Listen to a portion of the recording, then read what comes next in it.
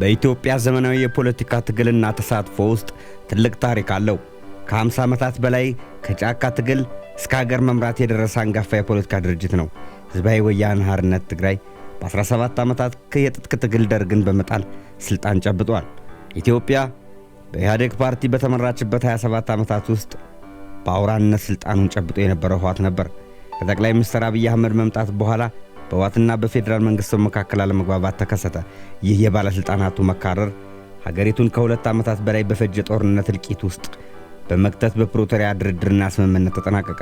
ዳሩ ግን በህወሓት መሪዎች መካከል በተፈጠረ መከፋፈል ሳቢያ ህመም ውስጥ በነበረው ፓርቲ ላይ በእንቅርት ላይ ጆሮ ደግፍ እንዲሉ ጭራሽ ከኢትዮጵያ ብሔራዊ ምርጫ ቦርድ አስደንጋጭ ውሳኔ ተላልፎበታል።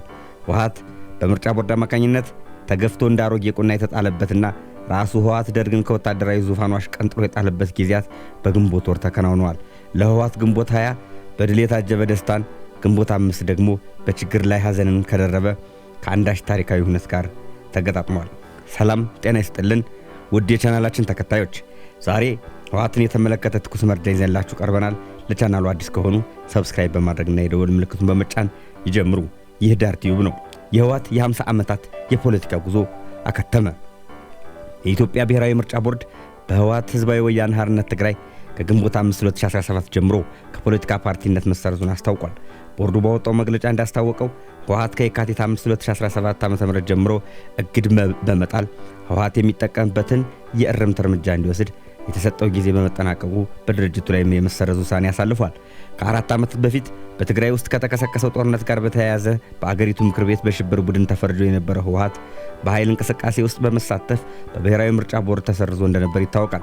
ሕዝባዊ ወያነ ሓርነት ትግራይ በአመፅ ድርጊት በመሳተፍ የተነሳ በአዋጅ ቁጥር 1162/2011 አንቀጽ 98 መሰረት ከፖለቲካ ፓርቲነት መሰረዙን ምርጫ ቦርድ ባወጣው መግለጫ ላይ አስታውሷል። ነገር ግን በፌዴራል መንግስቱና በትግራይ ታጣቂዎች መካከል ለ2 ዓመት ሲካሄድ የቆየው ጦርነት በፕሪቶሪያ ስምምነት ተቋጨ። ይህንን ተከትሎም የኢትዮጵያ ብሔራዊ ምርጫ ቦርድ የፖለቲካ ፓርቲዎች ምዝገባና ምርጫ ስነ ምግባር አዋጅን ለማሻሻል ባወጣው አዋጅ መሰረት ህወሓት በልዩ ሁኔታ ሊመዘገብ ችሎ ነበር። የምርጫ ቦርድ ዛሬ ፓርቲውን መሰረዙን አስመልክቶ ባወጣው መግለጫ እንዳስታወቀው በአዋጅ ቁጥር 1332/2016 ተከትሎ በወጣው መመሪያ ቁጥር 25/2016 እና ቦርዱ ምዝገባውን ተከትሎ እንዲፈጸም ትዕዛዝ ተሰጥቶት ነበር። ነገር ግን ህወሓት ይህንን ባለማክበሩ በተለያየ ጊዜ ማሳሰቢያ ቢሰጥም ፓርቲው በህግ የተጣለበትን ግዴታ አልፈጸመም ብሏል። ከዚህም ባሻገር ፓርቲው አምኖበትና ተስማምቶ ከቦርዱ የተቀበለውን የፓርቲ ህጋዊ ሰውነት ማረጋገጫ አላውቅም ማለቱን በመጥቀስ ህጋዊ ሰውነቴ በዚህ ሰነድ አይረጋገጥም ማለቱን ገልጾ ህግና መመሪያን ለማክበርም ፈቃደኛ ባለመሆኑ መቆየቱን ቦርዱ በመግለጫው ላይ ጠቅሷል። ፓርቲው በልዩ ሁኔታ ሲመዘገብ በህጉ ላይ የተዘረዘሩትን ሰነዶች፣ የፓርቲ ፕሮግራም፣ የፓርቲውን መተዳደሪያ ደንብና የፓርቲውን አመራሮች ስም ዝርዝር ከፊርማ ጋር ለቦርዱ ማቅረቡን ጠቅሷል።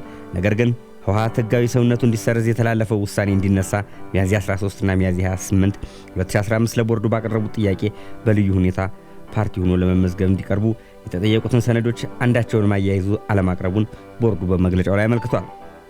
ቦርዱ በጻፈው ደብዳቤ ህወሓት ሐምሌ 19 2016 ዓ.ም ፓርቲዎችን በልዩ ሁኔታ የሚመዘግብ አዋጅ በታወጀ በሁለተኛው ወር ጥያቄ ሲያቀርብ በወቅቱ የአዋጁ ዓላማ አፈጻጸምና በአዋጁ መሰረት በልዩ ሁኔታ ፓርቲ ሆኖ የመመዝገብ ሂደትን በግልጽ አስታውቋል።